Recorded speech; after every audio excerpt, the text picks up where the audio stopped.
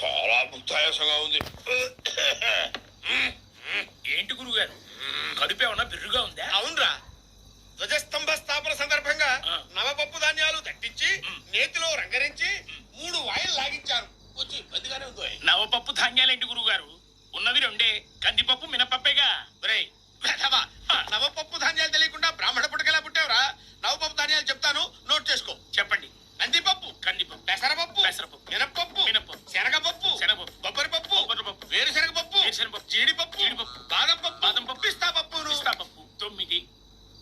ఆ 10వ పప్పును కూడా మీరు తినుంటే గుళ్ళో ప్రధాన పూజారి పదవి నాకు వచ్చుండేది. 10వ పప్ప.